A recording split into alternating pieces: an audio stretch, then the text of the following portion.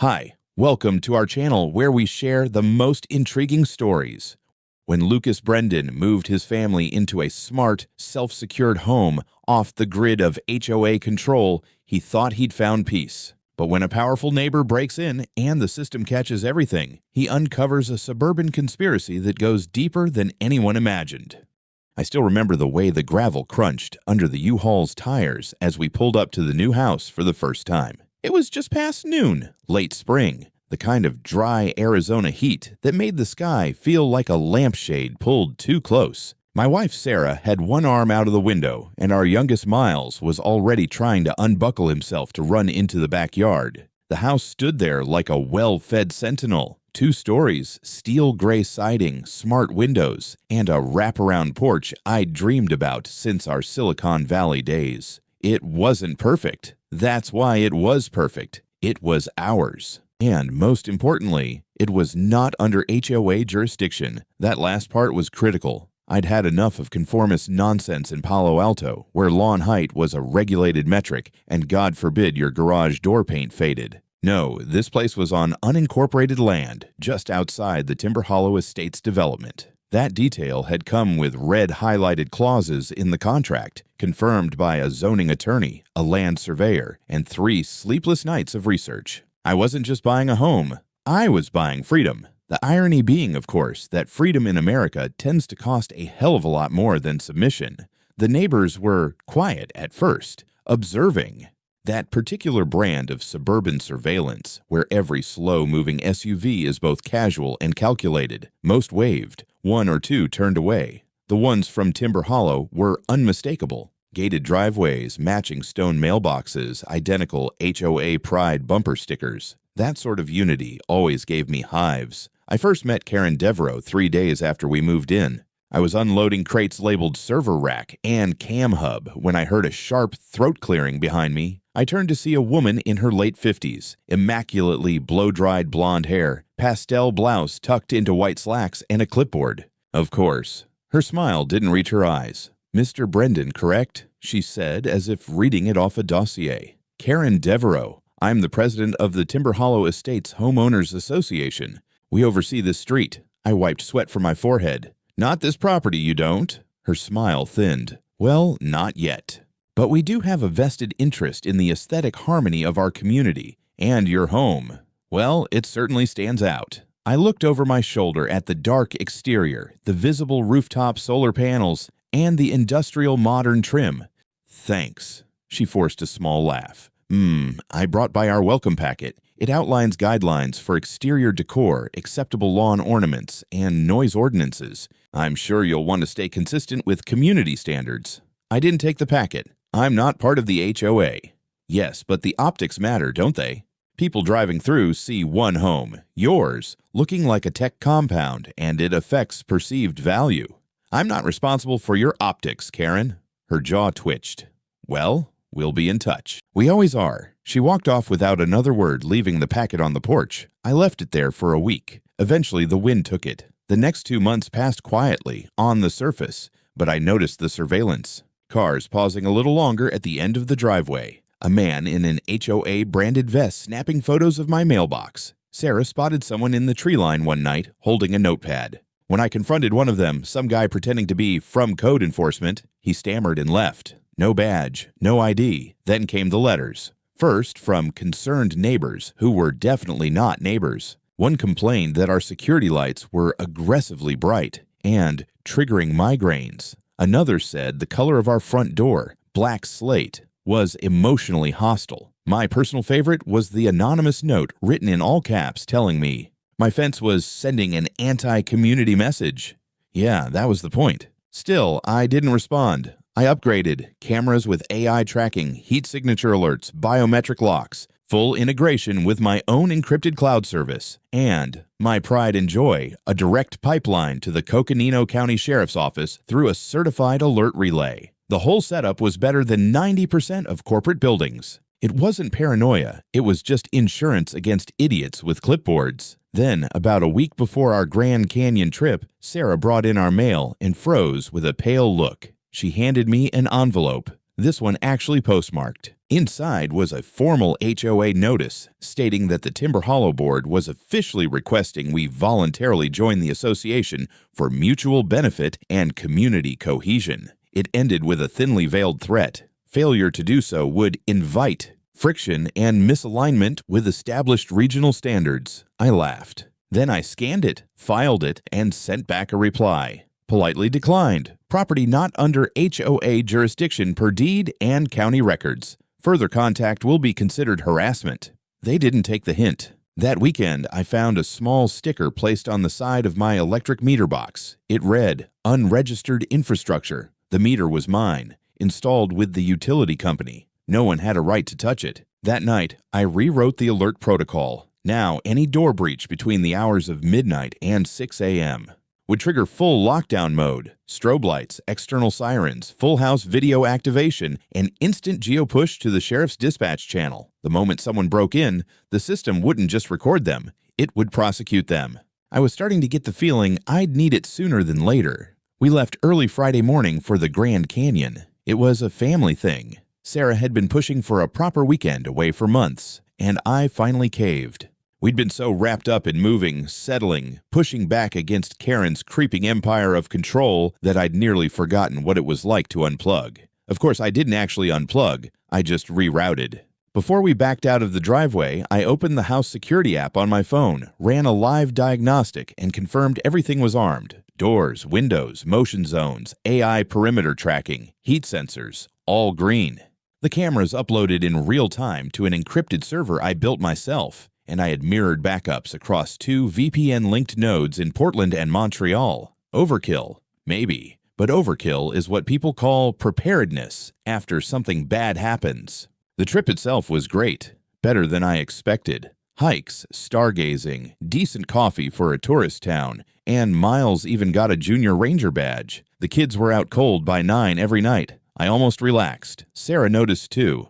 She teased me about not checking my cameras during dinner. I made a show of leaving my phone face down on the table, but on Saturday night, at exactly 2:32 in the goddamn morning, my phone vibrated, not the standard buzz for a text.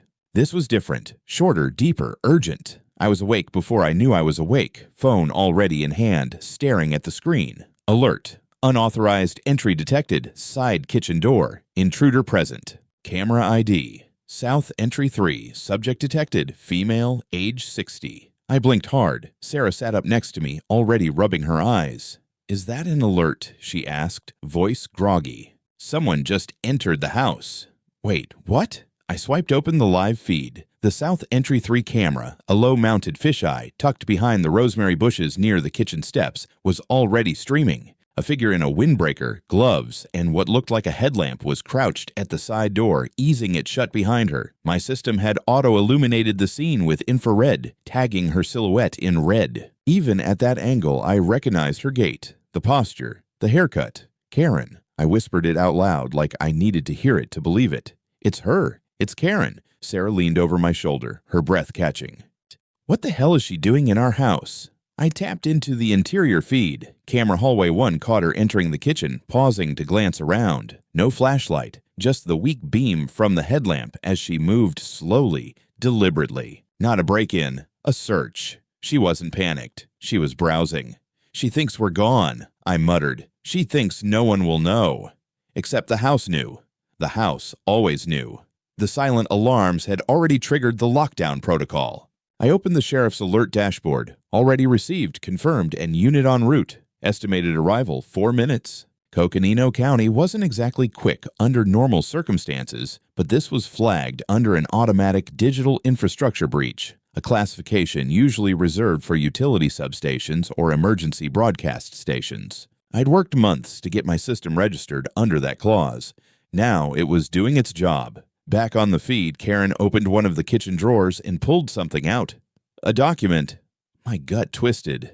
She wasn't just snooping. She was looking for evidence, something to use, something to twist into a complaint, a threat, a maneuver in whatever power game she was playing. Then she moved to the hallway, entered the utility room. This time she paused longer, squinting toward the cabinet where the fiber switch and uplink relay were mounted. The lights were pulsing, and I imagined what she might be thinking. Surveillance freak. hacker, dangerous loner. The irony was, of course, that she had broken in.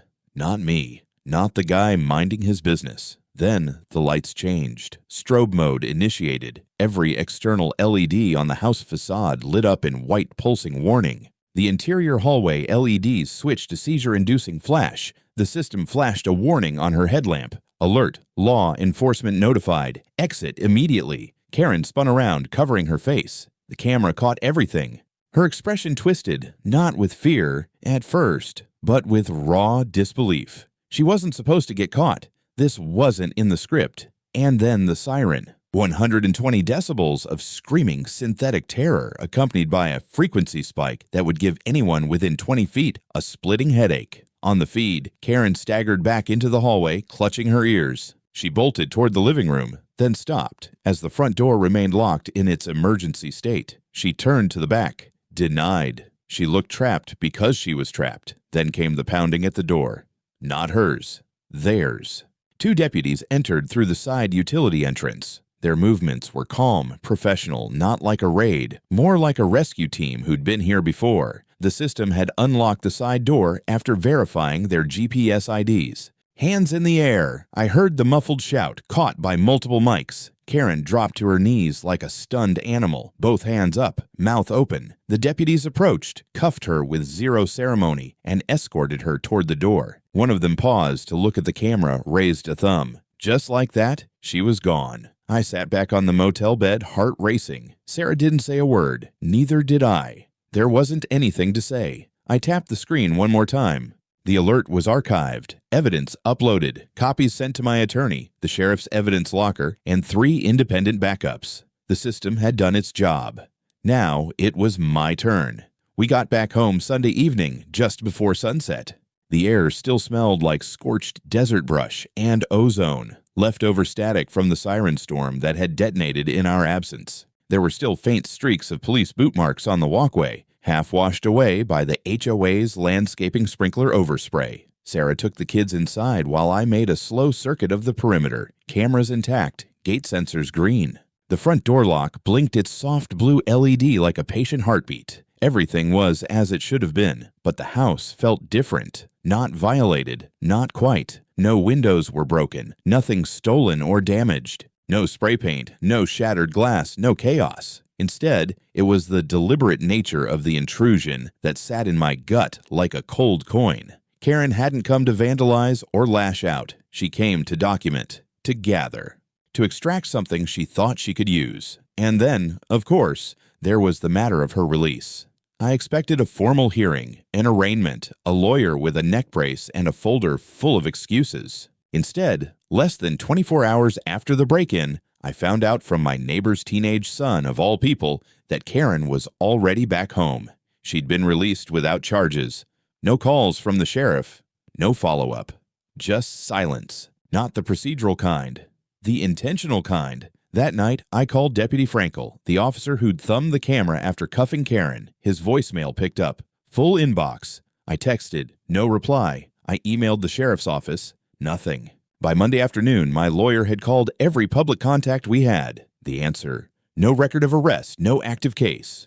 Bullshit. I knew better than most what a system looked like when someone was leaning on it. The digital logs don't just vanish. I checked the alert data, still intact, time-stamped, video-tagged, and time-synced. But the official police incident number attached to the arrest? It was gone, deleted, or never filed. Sarah sat across the table with her laptop, reading through Arizona trespassing statutes while drinking wine like it was orange juice. "This is insane," she muttered. "You caught her on camera." It went straight to the county server.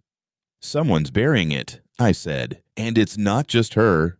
The next morning, a man in khakis and a tan windbreaker knocked on our door. He looked exactly like what a municipal inspector thinks a municipal inspector should look like. Clean shave, clipboard, a laminated badge that flashed too brightly and looked too new. "Lucas Brendan?" he asked, mispronouncing my last name. "I'm with County Infrastructure Review. We've had a report about unauthorized surveillance equipment installed on a residential structure. I'm going to need to inspect your camera system and any connected components." Sarah stood behind me. "Do you have a warrant?" He blinked. "This is a routine inspection." "Uh-huh," I said. "And what's your supervisor's name?" He flipped the clipboard like a student forgetting his notes. That's not necessary, sir. This is just compliance review. He moved to step forward. Touch that threshold, I said, and I'll consider it forced entry, which I'm sure my cameras will agree with. He paused. So did I. Then I asked, mind if I scan your badge? He hesitated a beat too long. I held up my phone anyway, scanned the QR code printed on the corner. It led to a blank placeholder site. A fake domain. Not even SSL certified. Someone had thrown this together in 5 minutes and slapped it on a badge. Get off my property, I said. Sir, now.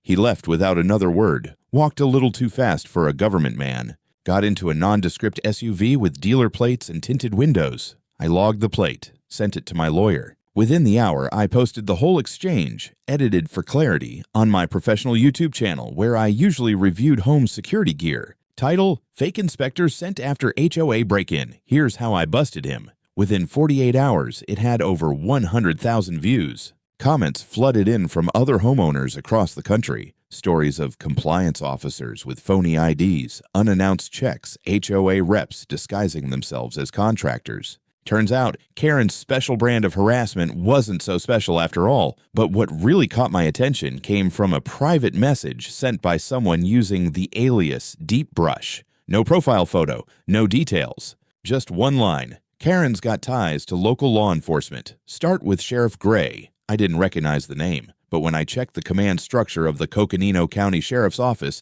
there he was. Thomas Gray, Assistant Sheriff, career bureaucrat, member of the Timber Hollow HOA. As it turns out, his name appeared on several old event flyers still archived on the HOA's clunky website. I cross-referenced Gray's campaign donors from when he ran for his previous post as Public Safety Commissioner. 2 of the top 3 were listed as private security consultants, both tied to Karen's husband's former firm, Cozy. I wasn't just up against a petty control freak with a clipboard fetish. I was up against a woman with a decades-old network, willing to twist the law to serve her own ambitions. But she'd miscalculated one thing.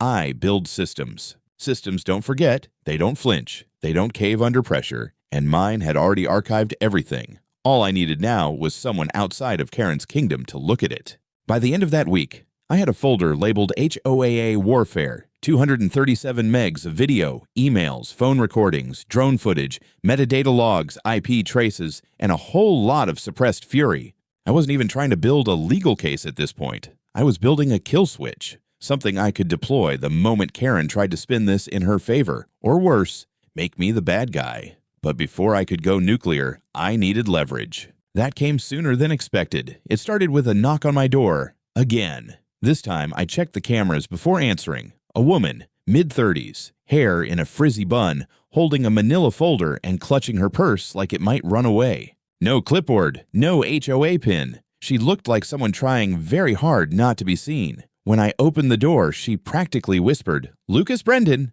I nodded slowly. "I'm Lindsay.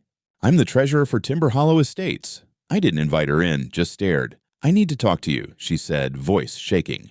"Privately, off the record." That got my attention. We met on the back patio. I didn't tell her every square inch was still under camera surveillance. Some habits die hard. Lindsay sat stiffly in the chair, tapping her foot like Morse code. She didn't touch the glass of water I brought out. "I know what Karen did," she said. I knew before it happened. I raised an eyebrow. "Then why didn't you stop her?" "Because I was stupid and scared, and because this entire HOA is one long blackmail loop and everyone's got a noose around their neck. Until now." She slid the folder across the table. "Everything's in there. Meeting minutes, draft plans, internal emails, financial anomalies. Look at page 3. I opened it. A printout of a Google Drive doc shared between Karen and 2 other board members. Subject line, contingency planning, Brendan's situation. If pressure fails, proceed with entry option. Use safety check excuse if needed. Goal, verify internal modifications, flag non-compliance, gather potential violations, structural or electronic. If media leaks, spin as community concern. I looked up at her. Jesus Christ. "That's not all," Lindsay said. "Check the highlighted section on page 8. I flipped forward. Phase 2. Post-entry. Initiate motion to formally extend HOA jurisdiction to Edgewood Properties under Emergency Clause 4C override. If board resists, cite loss of community confidence, remove opposition, replace leadership. You're telling me, I said slowly, Karen used my house as a political landmine to blow up her own board and take over entirely. She calls it precision reshaping. I let out a humorless laugh. Of course she does. Lucas. Lindsay leaned in. She wasn't supposed to get caught. She expected you to retaliate poorly, yell, threaten, sue irrationally. That would have justified the override vote, but now you have her dead to rights. And you're not even in the HOA. It was beautifully insane. Karen had weaponized her own HOA's bureaucracy, using me as the bait, the target, and the fall guy. She had drafted pressure scenarios to manipulate the other board members into quitting or incriminating themselves, then planned to rise from the ashes as the self-appointed reform candidate. Only problem? The system caught her first. And now, Lindsay wanted to help bring her down. I need protection, she said. If I testify, if this goes public, Karen will come after me. She has files on people, bank stuff, private things. She gets it all through a guy named Mitch, calls him her compliance bloodhound. I nodded. We'll go federal. Her eyes widened. Isn't that a little dramatic? Not when your house is tied into a certified federal emergency alert system, I said. She didn't just trespass. She triggered a protected protocol. That's a Class C felony. Her cover-up attempts pushed it into multi-agency territory. I've already filed the incident log with the Arizona AG's office. Lindsay blinked. Holy shit, I smiled for the first time in days. You have no idea how much trouble she's in. That evening, I uploaded a secure copy of everything Lindsay gave me to a private server and sent access links to my lawyer, the AG's office, and a local journalist who'd recently covered corruption in the city zoning board. But the best part? I printed just one document, a map from Karen's files labeled Unincorporated Encroachment, High Risk, Non-Compliant Targets. It had red X's over 3 properties. Mine was one of them. The others, vacant seasonal homes. I wondered if their owners even knew someone had already been inside while they were gone. That would come later. For now, I had everything I needed to blow the HOA to hell, and Karen had no idea the match was already lit. The subpoena came 2 days later. It arrived not by mail, but by a knock. Again. This time, it wasn't Karen's clipboard brigade or a fake inspector. It was a tall man in a county sheriff's jacket, accompanied by a plainclothes officer who looked like he hadn't slept since the 2000th. Mr. Brendan, the plainclothes guy asked. Depends who's asking, I replied, arms crossed. He held up a folded paper. You've been served. We're requesting immediate access to your home surveillance archives for the night of April 14th. I didn't touch the document. Under what authority? Sheriff Thomas Gray's office. There it was. I smiled. Tell Sheriff Gray he can request access the proper way, through the AG's office. This system is federally registered. It's not under his jurisdiction anymore. The plainclothes guy blinked. You're refusing. I'm redirecting. They left without incident, but not before I noticed the cruiser parked at the end of the street. Inside, I caught a glimpse of someone ducking low. Later, I'd freeze the footage and realize it was Mitch, Karen's little data miner. He'd been tracking law enforcement response from the HOA's side like a pit crew watching a race car. The war had gone hot. By the end of the day, Lindsay texted me one sentence. Emergency board meeting tonight. No minutes. Invite only. Karen's calling it a compliance audit. I asked if she was going. She replied, only if I bring insurance. So I gave her a portable recorder preloaded with auto-upload to the same encrypted server that stored my home data. If she got anything juicy, I'd have it in my inbox within seconds. That night, while Sarah and the kids watched a movie, I sat at my desk and waited. 43 minutes in, the audio files started rolling in. Karen's voice was unmistakable, clipped, commanding, and unhinged in that performatively sane kind of way. This Brendan issue cannot be allowed to dictate the reputation of our community. We have every right to investigate non-compliant structures and digital systems that may pose a threat to the Timber Hollow ethos. I've spoken to Gray. He's prepared to quietly neutralize the intrusion narrative if we can prove intent to destabilize. That gives us cause. We frame him as the aggressor, unstable tech paranoia, lone wolf. It won't be hard. Unstable tech paranoia. I laughed out loud. The next voice was shakier. Probably Harold, the HOA's vice chair. Karen, what about the footage? The sirens? The police response? The footage never left his servers, she said. That's what we're correcting. We initiate formal jurisdiction expansion through Clause 4C, establish a history of non-cooperation, and push the community vote. That clause is inactive. It was inactive. As of this morning, it's back in play. Gray signed the emergency proposal. We now have legal cover. They were going to try it. They were going to annex my land. It wasn't just me. Karen had mapped out 3 unincorporated homes on the block, all of us as non-compliant influencers, potential disruption clusters. It was the HOA version of redlining with a modern surveillance twist. But here's the thing about smart systems. They record everything. Karen's attempt to use local authority to bury a trespassing felony, frame me as a rogue element, and then leverage that narrative to seize jurisdiction, all of it was on tape. And I wasn't the only one watching. The next morning, I received an email from the Arizona Attorney General's office. Short and to the point. Please confirm availability for a formal statement regarding potential abuse of public authority by Sheriff Gray and members of Timber Hollow Estates HOA. We are prepared to escalate to federal inquiry. Urgency. Hi. I replied with a calendar link. They could pick any damn day they wanted. Later that week, the Flagstaff Sentinel ran a headline. Digital Fortress owner claims HOA president orchestrated illegal home entry. Corruption links to sheriff's office under review. The article didn't even include my best evidence. Not yet. I was saving that for the moment Karen tried to push her fake expansion vote, because when she did, the entire HOA would fall with her. The vote was scheduled for Thursday evening, 7 o'clock sharp, in the Timber Hollow Clubhouse. That place, normally reserved for wine tastings and heated arguments about mailbox paint, was now set to host an attempted jurisdictional land grab. The emergency expansion proposal, as Karen called it, was packaged as a community defense initiative against external security threats. Translation, me. I didn't show up. I wasn't a member, but I didn't need to be there to make my presence felt. At 6:45, I uploaded 3 files to a secure server, video clips, audio logs, and one especially juicy PDF titled Phase 2, Compliance Through Crisis. A few carefully chosen journalists and the AG's office had early access. One of them, a freelance investigative pitbull named Rachel Meza, called me 10 minutes before the vote. "This is gold," she said. "You sure you want to drop it tonight?" "Yeah," I said.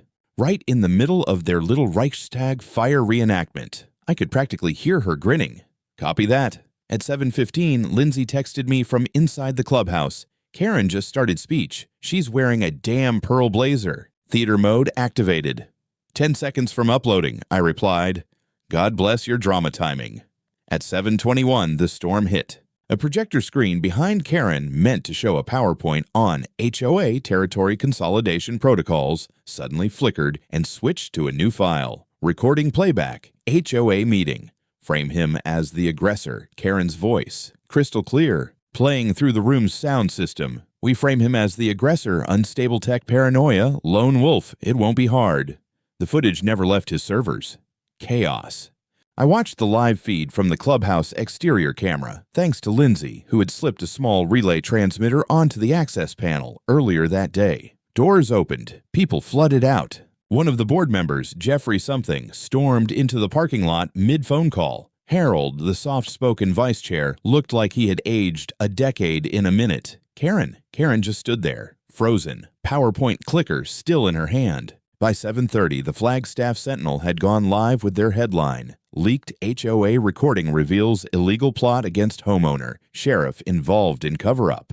The local news picked it up within the hour. Then came the real fun. At 8:05, a black SUV pulled up in front of my house. I recognized the plates. Arizona Attorney General's office. A field agent stepped out and handed me a sealed folder. "Mr. Brendan, we're officially opening an investigation. Your cooperation has been noted and will be instrumental. Sheriff Gray is being placed on administrative leave, pending review.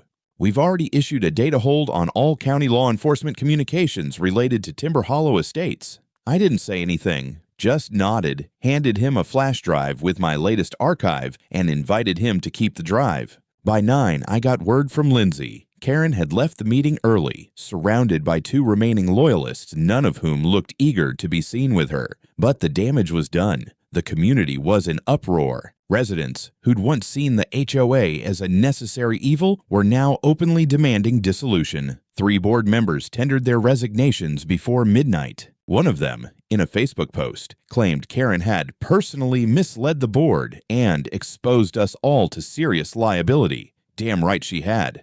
And she wasn't done. The next day, a new email arrived from an encrypted sender. The subject line read, "Karen's back channel, you haven't seen the worst." Attached was a single zip file. Inside, a second map, not just of my house, not just of Timber Hollow, but of the entire county. Color-coded properties labeled with things like outliers, observe, acquisition targets, phase 3, compliance hazards. It wasn't just about me, or even Timber Hollow. Karen had been planning something bigger. And now, the feds were watching, and I was holding the detonator. By the time Sunday rolled around, my inbox looked like a war zone. Legal inquiries, press requests, pissed-off HOA defectors trying to spin their resignation statements, even a random podcast invitation titled Suburban Surveillance and the Fight for Freedom. I ignored most of them. I had one job left, finish the war. I spent the better part of that morning analyzing the second map, the county-wide one. It was dense, color-coded zones, cross-referenced to zoning data, tax assessments, even telecom fiber lines. There were hand-marked annotations next to certain properties: resistance potential, quiet acquisition route, board infiltration possible. This wasn't Karen's hobby. This was her playbook.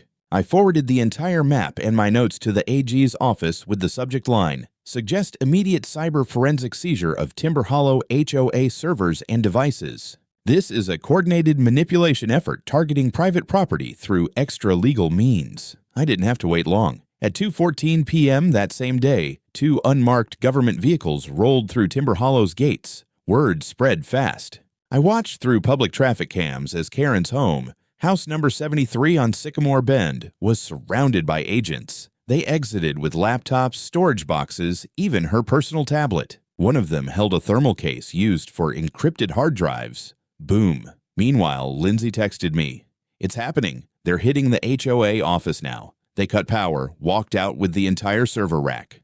That was no small deal. HOA offices aren't just petty complaint boxes and property tax calculators. They hold everything: member rosters, payment histories, internal communications, vendor contracts, and, if you're Karen, back-channel surveillance notes and hidden asset maps. She'd built a shadow bureaucracy under the guise of community cohesion. Now the feds were peeling it apart wire by wire. That evening, I was asked to appear for an official statement, a full debrief. We met in a secure office in Flagstaff where I was greeted by 2 assistant attorneys, a cybercrime specialist, and an analyst from the Department of Justice. Apparently, federal interest had been triggered once they saw the second map and noted potential violations of the Computer Fraud and Abuse Act, the Electronic Communications Privacy Act, and Title 18, Section 241, Conspiracy Against Rights. That's right. What began as Karen trespassing in my house was now being looked at as a civil liberties conspiracy involving law enforcement and private governance.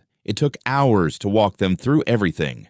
The alerts, the footage, the voice recordings, the HOA's secret votes, Karen's failed opt-in expansion, and her internal documents about soft coercion of non-member properties. I finished with one question. What happens now? The analyst gave me a half smile. Now, we dig. Later that week, the dominoes really started to fall. Sheriff Gray officially retired after a closed-door meeting with the state's attorney. His statement mentioned health reasons, but the local paper cited pending federal review of misconduct. Good enough. 2 other HOA board members, Jeffrey and Harold, received subpoenas for coercion of governance procedures, a fancy term for rigging votes and hiding financials. Lindsay, under whistleblower protection, handed over the HOA's internal communications hub, revealing dozens of emails between Karen and a vendor who was later identified as Mitch Delgado, a data broker disbarred in Nevada for illegally mining. Resident records. And Karen. Karen was arrested, not at home, but at the law firm where she'd apparently gone to pre-file a defamation suit against me. The irony made my damn day. She was booked on 1, felony trespassing 2. unlawful surveillance and data acquisition. 3. Conspiracy to defraud. 4. Attempted jurisdictional overreach under false pretense. 5. Tampering with protected infrastructure under Arizona cybercrime statute. She made bail, of course. People like her always do. But her mugshot, shellacked hair deflated, pearls missing, rage simmering behind those cold eyes, circulated faster than wildfire. The HOA burned to the ground. Not literally, that would have been too kind. But in under 48 hours, under legal pressure and the threat of asset seizure, Timber Hollow's board voted to dissolve the HOA entirely. The management contract was terminated. The community bank accounts were frozen pending audit.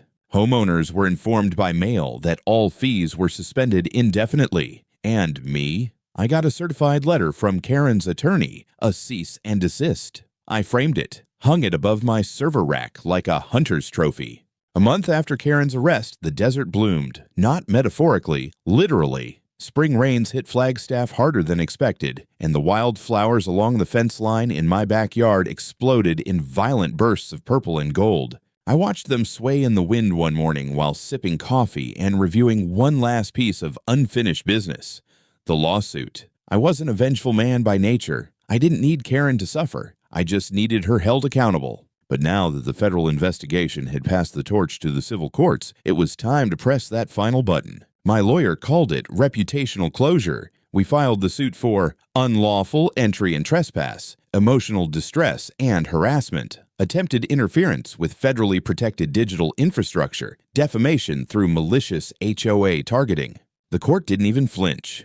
Karen's attempt to countersue fizzled out faster than a wet firework. Too much evidence, too much heat. Her own words, her own plans, her own obsession turned against her like a rabid dog she thought she could keep leashed. The jury deliberated for less than 3 hours. Verdict: guilty on all counts. Damages awarded $480,000. Not life-changing money, but message-sending money. Enough to gut her savings, shake her allies, and make any future HOA president think twice before personally inspecting someone's house at 2 in the morning. She also got 8 years, 3 of which were probationary under a plea deal, thanks to the scale of her violations and her cooperation in naming other players across the state. Apparently, my Karen wasn't the only one building private empires under the guise of community order. 3 other HOA networks were placed under emergency review within the next 2 months. Lindsay testified in all 3, and me. Well, my YouTube channel exploded. The video I posted, how I caught a corrupt HOA president breaking into my smart home, passed 1 million views in 6 days. I turned it into a mini-series, DIY Defense Against Rogue HOAs. Tips, gear reviews, legal basics, how to register your home system as protected infrastructure. People loved it. I got emails from Florida, Colorado, Oregon, people in battles with their own HOA overlords, finally seeing a playbook that worked. I wasn't just a homeowner anymore, I was a symbol. A month later, I mounted the final addition to my front yard, a sleek black metal plaque, anodized against dust and rust, laser cut with silver lettering that caught the sun just right. Smart secured home property monitored around the clock. Trespassers will trigger legal chains you cannot escape below it. In smaller text, ask your HOA if their lawyer can read Miranda rights. Sarah rolled her eyes, of course, said it was over the top. But she smiled when she said it. A few days later, I got a handwritten card in the mail. No return address. Inside, we left Timber Hollow. You gave us the courage. Thank you. A family who thought they were alone. I stared at the words for a long time, because for a while I thought I was alone too. But sometimes it takes one well-secured house to shake the foundation of a broken system. And that, I thought, was something even a Karen couldn't paint over.